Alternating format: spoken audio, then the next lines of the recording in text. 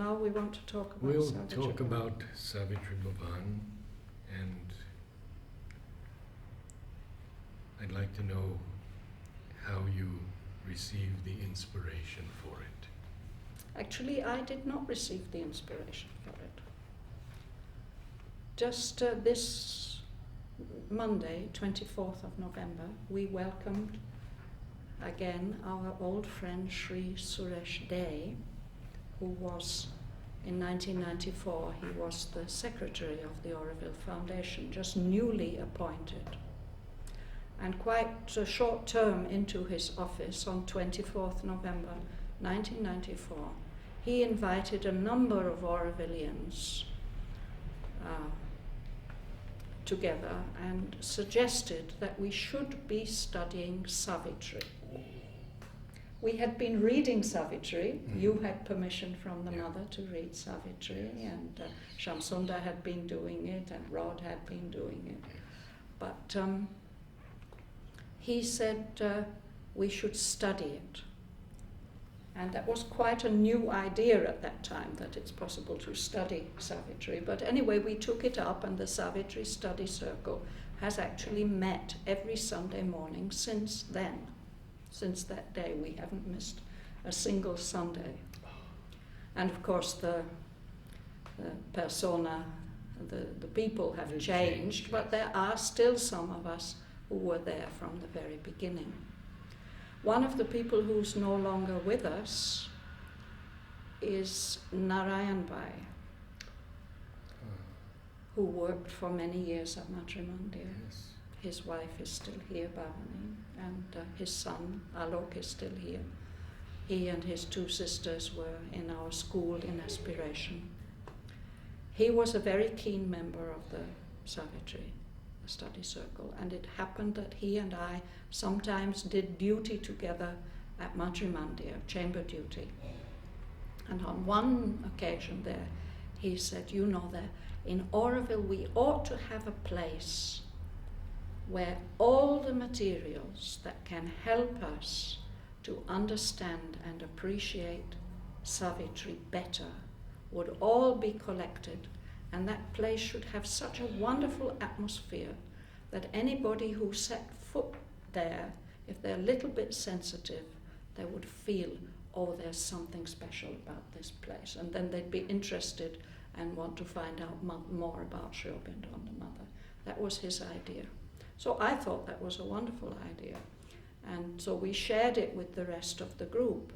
And because Suresh Dey was still secretary of the foundation, he was able to arrange almost immediately a meeting with Roger, who agreed that something like that could come up, and asked for the people who were in charge of allotting plots to offer us a choice of plots.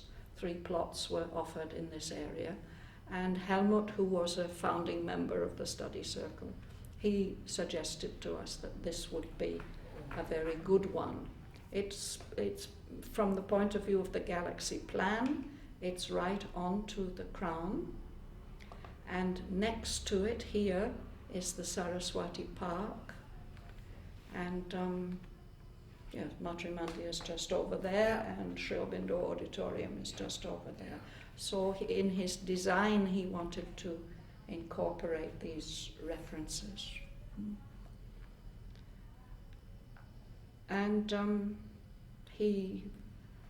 but before that, Suresh Dey arranged for Nirod Baran, Sri Aurobindo's scribe for Savitri, to come and lay the foundation stone. And that was done exactly a year later, on 24th November 1995. So we'll be celebrating 20th anniversary of foundation of Savitri Bhavan next November. So once we had the plot, we started meeting here under the trees. There are still beautiful teak trees here. We used to meet Sunday mornings there. And after some time, a little peat hut came up.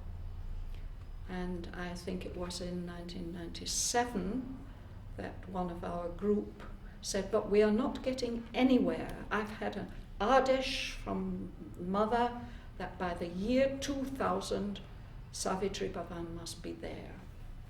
And Helmut had given us a master plan and a model in 1996 already. So Dr. Bean and I set about fundraising for us. And in 1998 she carried some of us off to Gujarat, to her hometown. And there the famous film star, Indian film star Hema Malini gave, with her dance troupe, gave a benefit performance, and all the profits were supposed to come to Savitri Bhavan, to creating Savitri Bhavan. So Bina had been hoping for 60 lakhs, which was the amount at that time that was estimated for the whole complex, but we got 6. And that was a bit of a blow, but Helmut was not put off at all.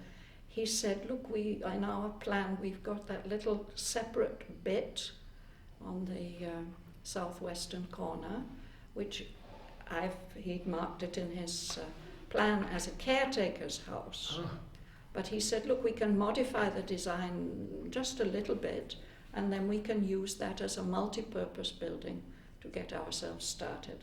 And this we could do for 12 lakhs. And he said, if we've got half the money, we will start it. So that's what was done. The foundation stone again. The first brick ceremony was in December.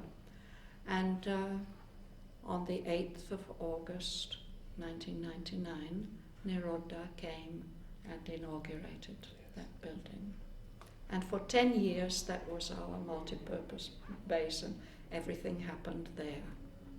So I got involved. How did I get involved? First I was just a member of the study circle. Then it was clear that all things are happening. We are fundraising and all that. And I said that I can maybe be a kind of secretary and coordinator. And when we did that fundraising in Gujarat, I immediately realized that we need a magazine that we have, and I based it on MP Pandit's service letter. Yes. I thought something very, very simple, just the proceedings of our study circle. It became, because I got designers in the group, there was Helmut and there was Franz, it became more elaborate than that. But anyway, that has continued since November 1998. Did you give it the title? How did the title come? Because I love the title. I don't remember exactly how the title came, but I remember inquiring with the archives, Aurobindo archives. Has Aurobindo, do we have this word in Aurobindo's writing? And it seems he had translated a poem from Bengali and he'd written this title. And so we asked permission from ashram trustees and they gave us permission to use that. And then once the building was there, it was clear that somebody has to be in attendance. So that turned out to be me. And I call myself, to this day, I call myself the project coordinator. That's my function. So, and very early on, Tekeste, our friend Tekeste Very from well. Ethiopia, Very well. he was at the part Om- of that group. He was He at the came. Om choir last night. He asked me when it happens, yes. Yes. He said, I have some experience of office work. He's a retired diplomat. I think he had to do some office work in the embassy in Delhi. So he came and helped me with records and with, above all, with accounts.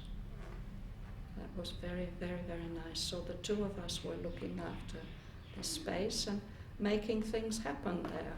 So we had the study circles every Sunday morning. We organized some exhibitions.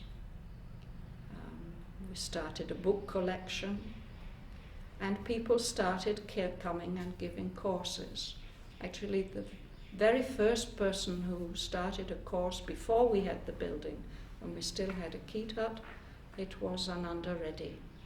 Oh. Aurovillians requested him, won't you start a course on the life divine? Oh. And he did that. And from the early days before we had any building, we'd been inviting guest speakers. Aurobindo Basu was one of our first, and Nirod and Shraddhavan, and Uda came while we were still in the Keat hut. He gave a talk. Nat Connie was later.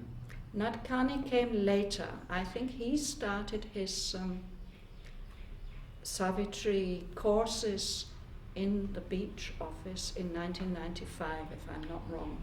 And Franz started going there. And then he said, why don't we invite Professor Nat Connie to come? So first he came while we were still under the trees.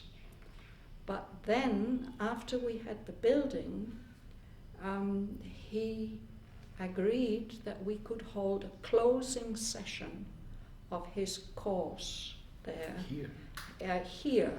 And there was no room for all the people to fit into the new building, so we were outside.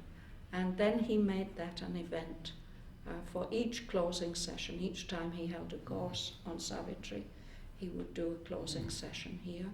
And the very last time was in March 2007, when he gave his talk here in the amphitheatre. And then, of course, very unexpectedly, he passed away the same year. Take us through the manifestation of the buildings and the project. The first one was that building, which was opened by Nirodha in August 1998. Then Huta became interested. Gifted us or entrusted us all the Savitri paintings. So then a place is needed to hang the paintings.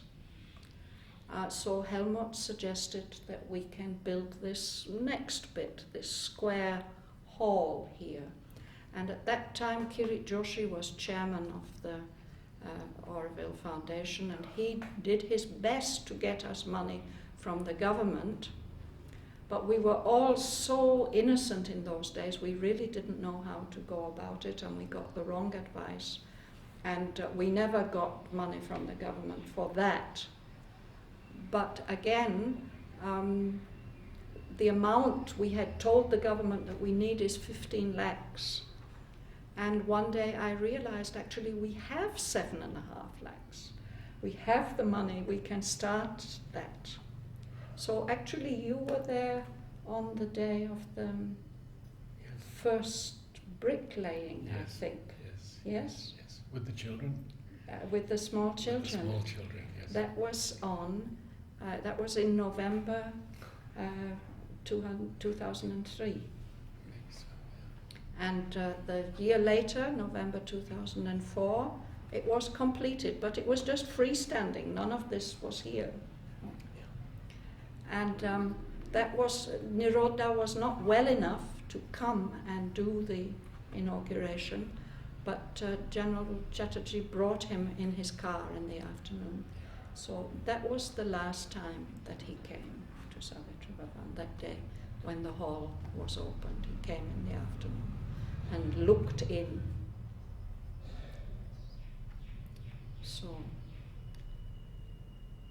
but then, already in 2005, when Huta visited us, or it's in my office, picture of Huta visiting us in 2005, we had started the foundations for this part.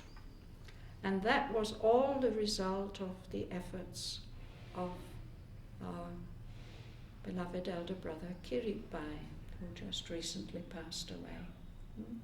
Yes.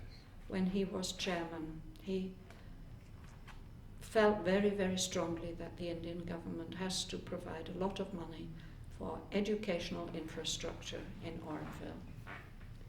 And he he brought the then education minister in our recent issue of Invocation. I was able to print a photograph of the day. He brought Murali Manohar Joshi just to see here. And that was the prelude to the formation of a parliamentary commission which investigated the issue of possibly providing a huge grant for educational buildings in Aurobindo, which got passed. And at the time when it got passed and they were ready to give the money, Helmut was the only one who was ready with his plans. So we were the first ones to benefit from that. And over 3 years, from 2005 2006, the first part, the entrance part, was built there. And then 2007, the infrastructure, the raw structure of this part, and then the finishing in 2008. And in 2008, Dr. Karan Singh came and inaugurated it. Hoota's paintings? Hoota's paintings, I just recently had to research this. They came to Aurobindo on 11th of June 2001. She had been asked to leave Hoota House. Ashram had given her a place, Amba Bhikshu Gardens. And she had been asked to move the paintings from Golconda. Mona had never been happy about having them there, although it was mother's arrangement. So she had shifted them all to her small apartment there in Amba Bhikshu Gardens. And she was very unhappy about the condition in which they were being kept. And the studio, the new Ashram Art Gallery, was being built at that time. Helmut was even the architect. And she asked Samatha, what about paintings? And Samatha said, well, we can give you a place to store them in the basement. So that wasn't good enough for Hoota. No, she was really upset. And then she felt that her trust, Havyavahana Trust, was founded on 24th November 1994, same date, even she says the same hour, I don't know about that, as the study circle. And Savitri Bhavan is actually happening. Nirod Baran has given it his blessing. Ashram trustees have given their blessing. So this is where the paintings should come. And she said that the whole series of paintings have only been exhibited once. Yes. In the ashram in 1967 for 2 weeks before the February darshan. And after that, Mother arranged for them to be stored in Golconda. So people visited there, they could see them there, but that's the only time they've been exhibited. And Hoota says shortly after that, she spoke to Mother about it. She said, Golconda is a place for people to live, but where can Savitri live? She needs her own home. And she says Mother went into a deep concentration, and after some time she says, it will be. So when Savitri Bhavan started coming up, Hoota felt this is the place. We had not dared to dream that Hoota's paintings would come to us.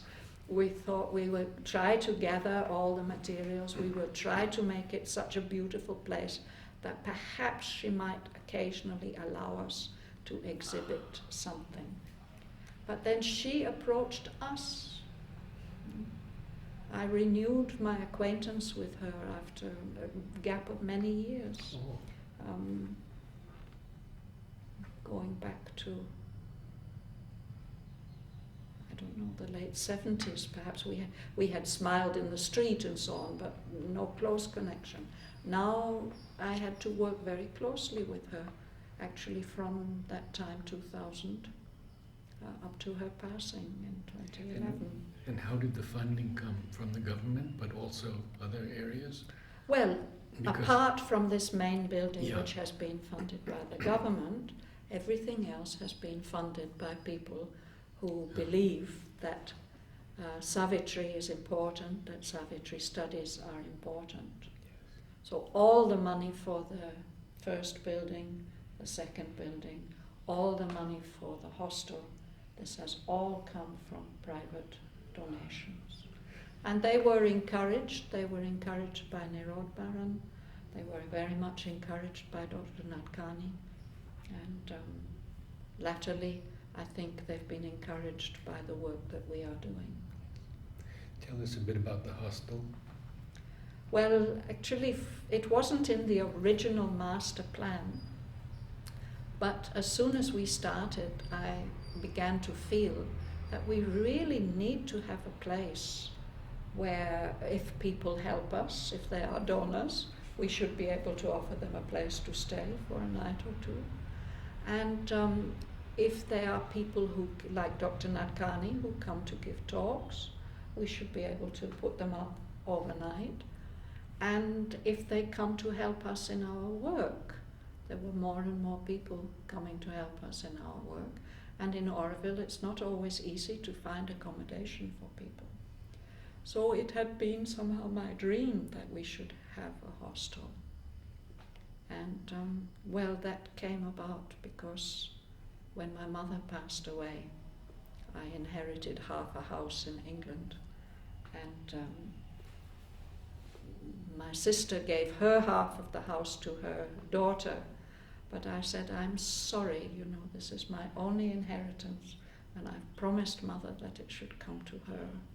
So my niece very, very kindly, generously, she took out a mortgage on the house and was able to send me the starting money for the hostel.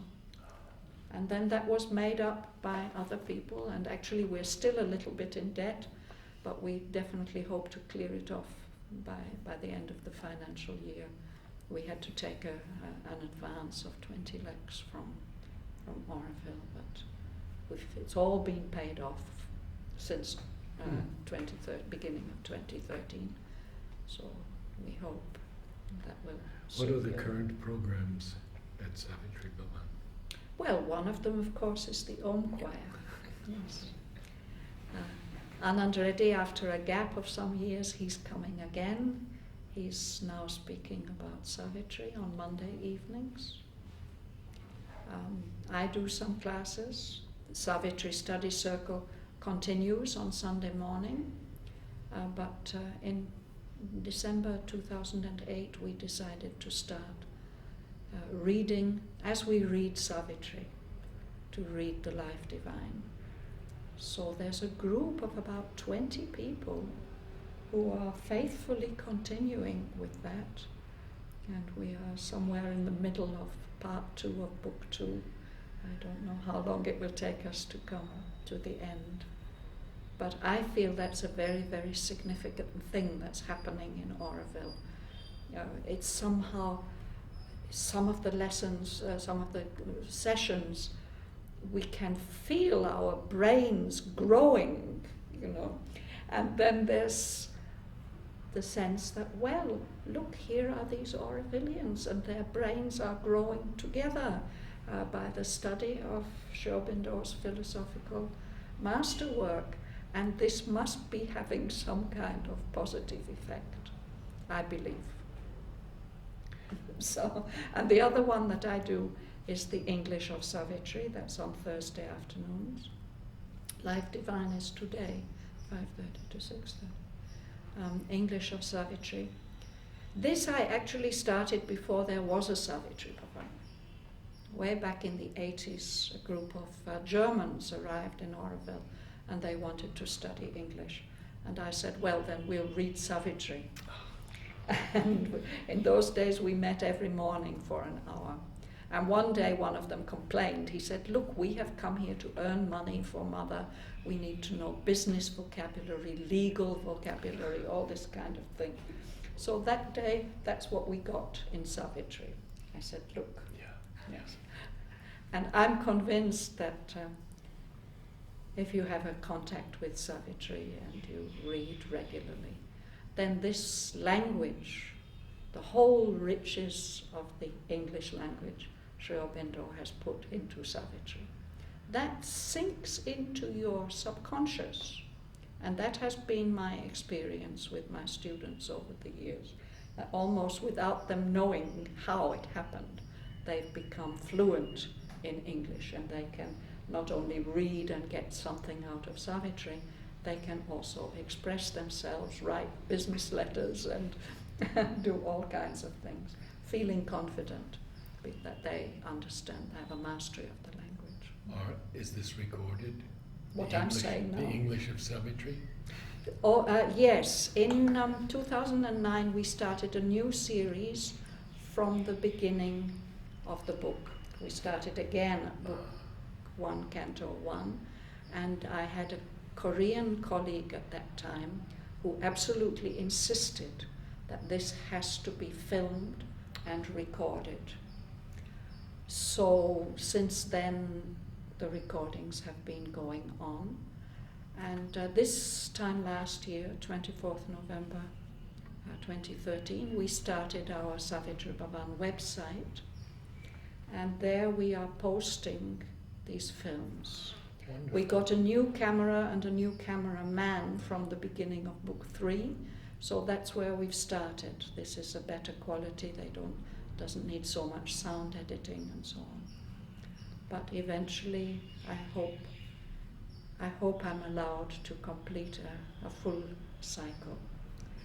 I want to plant a seed. Mm-hmm.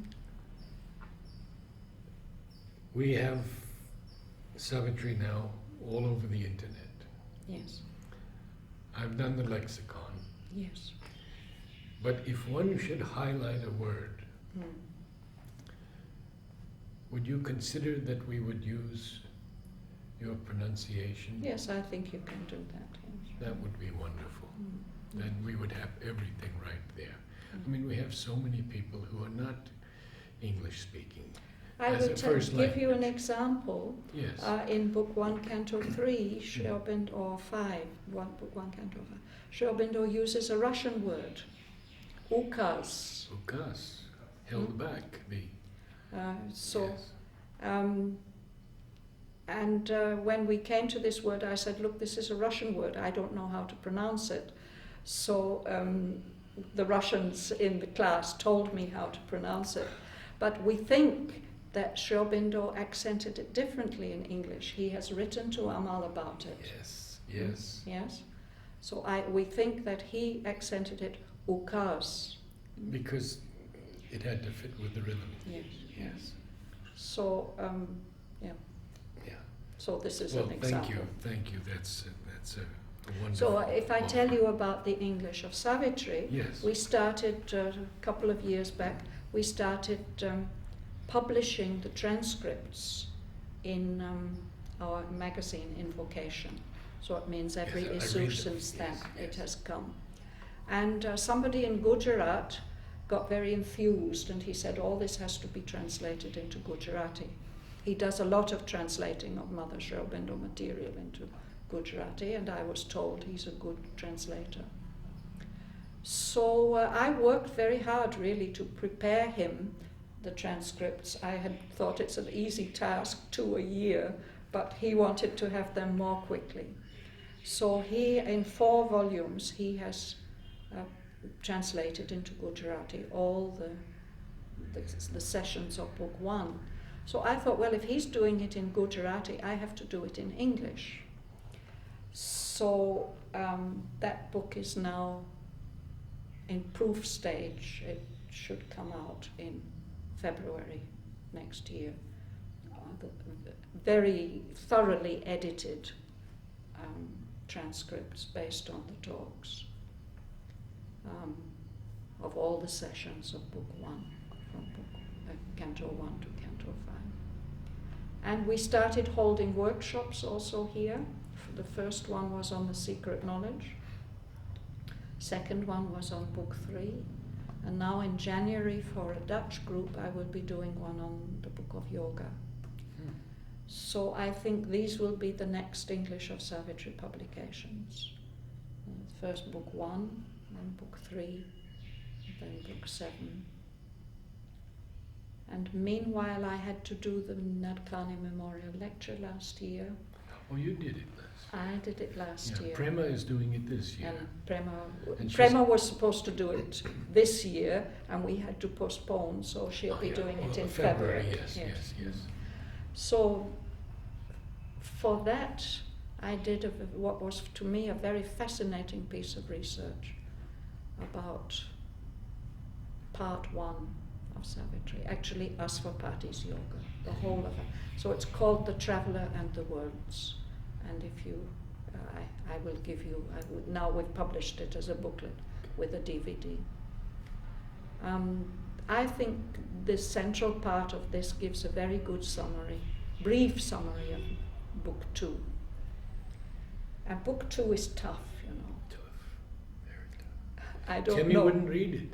She wouldn't. When I would read Savitri to her, she'd say, skip book 2. Well, it's a pity because there's so much in it. But I remember with English of Savitri, it was really a struggle. Yes. You can only do 2 pages at a time, and you know. So we have also omitted some parts. I think, like Mother, when she was making the paintings, she omitted book 8. Yes. She told Huta, I have seen all these worlds, I don't want to bring them here, we are not going to make any paintings of this. Which is a pity, because the very last part of that canto is one of the most important parts of the whole poem, where Asvapati finds the secret key of nature's change. But anyway, so I, with the group, I just read that last part. And recently we were somewhere else in book 7, canto 2, the parable of the finding of the soul. There Savitri has a long dream or vision of the whole universal history. And there's one section of that which is also about these dark worlds and the forces that take possession. So I said, we don't need to read this in the class. But on the whole book will be covered. Okay. And for me, these 2 things together, the detailed textual reading with the class, every word, every image, every sentence, gone into in detail. This has been such a help for the Savitri Study Circle, because there we take a little bit wider view, and we see them. We don't go into such close textual detail, although we're doing it more and more because it's so worthwhile. But so these 2 things, and now for me it has been 20 years. This has been an absolutely marvelous experience. And what do you see for the future expansion of Savitri Bhavan? Of course, we've talked about the gardens. Yes, there's the gardens, definitely, the Savitri Park. Yes. There are 2 more parts of the complex to be built. At the back here, the Sangam Hall, the reading hall. We envisage it as a multimedia small auditorium, perhaps for 250, 300 people. This will actually be the next one on the list. And we hope to have an inauguration perhaps in 2015. I mean, a first brick ceremony. And the other part that we feel now we have to do is that Huta's wish, and she said Mother's wish, was that all the meditations on Savitri paintings should be on permanent display. And you need room for And that. we don't have room for that. Yes. So somebody, I think it was even Shraddhavan, looking at the model, said, you just have to double the size of it. And Helmut has taken that up, that yes, we can kind of mirror the existing one at a little distance. then it would be possible to have the full series on permanent display. So with these two things, then the premises would be, we could say the complex would be complete. For the program, I just hope that it goes on growing organically as it has grown with the mother's inspiration. All the time I feel that it is she who's the motor, who's driving this. On the day when the foundation stone was laid, Nirod Bhavan invoked the presence and blessings of Sri Aurobindo and the mother. And it was palpable, the response. That was the moment when I became hooked to this project, because it was such a powerful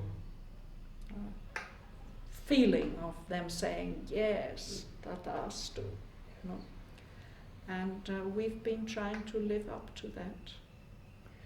Soon I will not be able to continue with the administration the way that I'm doing now, so there's a management team coming up who will take over that part. As long as I can, I will go on doing research and sharing and PR to a certain extent. Yes. I see work going on all the time down below. Yes. Yes. And that is... Yes, we have these rooms down here for the researchers. There's a lot of curatorial work to be done with Huta's treasures. Mm-hmm. So that's an area that needs developing. The reading room could use a proper librarian who's dedicated. It's a small collection, but it's a significant collection. If there'd be somebody who has really professional knowledge who would. And then one of the plans is that the catalogue and the Savitri bibliography, we are trying to keep up with this, all new publications on Savitri and journal articles on Savitri. This can all be posted on the website. So I think the website will become richer and richer. In closing, would you recite a few lines from Savitri for us? Well, I must say I don't have anything in my memory. I'd have to go and get a book. There's no such thing as focusing entirely on Savitri. Savitri is so universal. The mother has said he's put the whole universe into this book. No, life So is life divine still. Life divine is life divine. But if we want to understand and appreciate this book in depth, we need to study and read everything else that he's written. We need to study and read. We have to go deep into the mother's work and even the mother's experiences, as told in Agenda. And we have to study Vedas. We do have Sanskrit classes here. We know Vladimir is no longer here, but more and more we see that this is the Vedic knowledge, and he uses a lot of Vedic imagery. In Purani's book, he gave us beginning insight into it. Yes. No, And what we find, is that reading the two simultaneously is very enriching. That it happens so often that what we've been reading on Sunday in the Savitri class, we get in on Wednesday in the Life Divine, or vice versa. What we've been, of course, now we're reading about the other earths, the other worlds in Life Divine. So that helps so much to understand Book 2, you know. So I would not suggest trying to cut up Sri Aurobindo into, but the more centres there are for studying Sri Aurobindo's works, the better it is. Even inside in Aurobindo? Anywhere in the world. But we are not focused just on one book. But still, the question was, do you think there's a need to build another center which would be like in philosophy or on like divine synthesis? Is it this? This is not up to me to say that. No. Just your personal feel. Or it could I be mean, centered for, here as for well. the moment, for Aurobindo, this is the center, I feel, where we are trying to open the mind. No, Mother has given us Matrimandia. That's the soul of Aurobindo. We go there to receive the light directly into the soul. But in order for that light that to be lived, the mind has to collaborate. So for that, some mental study of Shraubindo's works is going on here. And at the moment, this is the place where it's happening. But I always say there shouldn't only be one place in Aurobindo where this is happening. It should be happening everywhere. Yes. Yeah. So if somebody feels inspired to start a new center, I will not say that's... I will not feel that anybody's encroaching on our territory. So what have you chosen for us? I don't know. Have you got any ideas? Perhaps I would go to the end of Canto 3. Okay. This, yeah?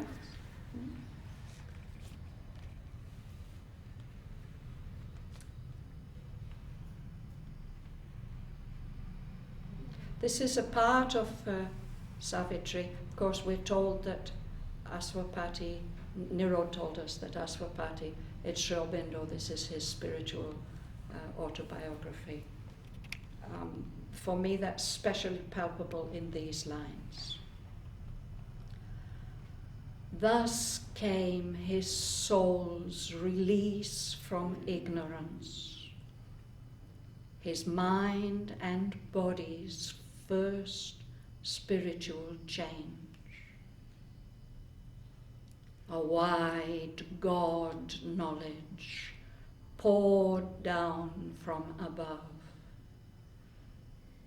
A new world knowledge broadened from within.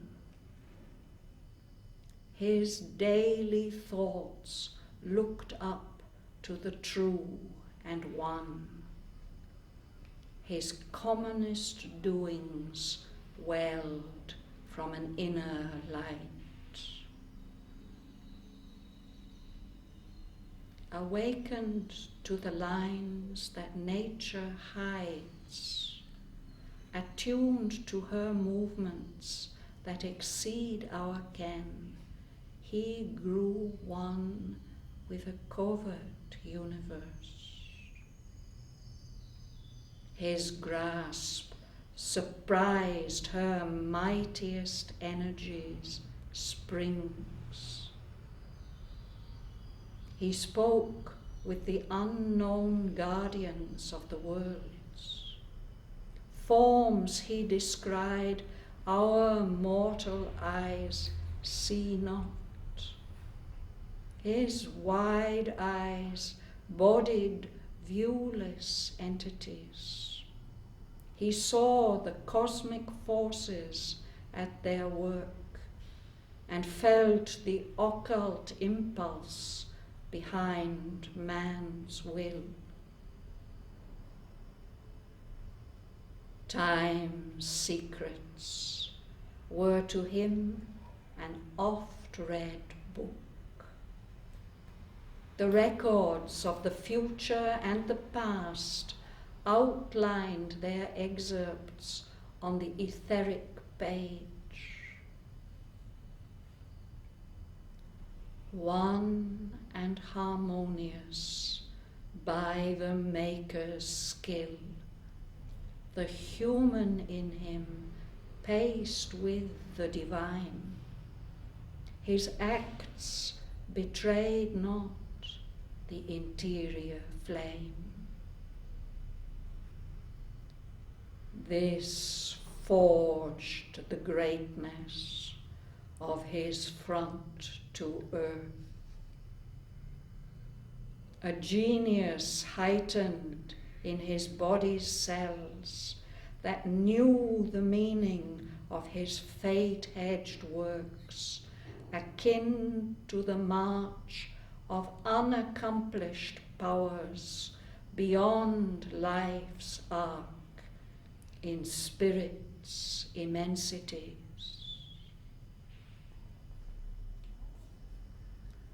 Apart he lived in his mind's solitude, a demigod shaping the lives of men. One soul's ambition lifted up the race. A power worked, but none knew whence it came. The universal strengths were linked with his, filling earth's smallness with their boundless breadths. He drew the energies that transmute an age.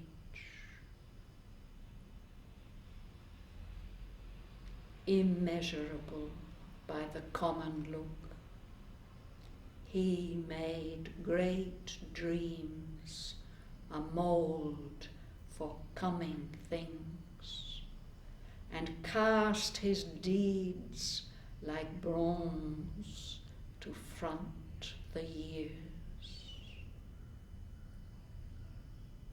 His walk through time outstripped the human stride. Lonely his days, and splendid like the sun's.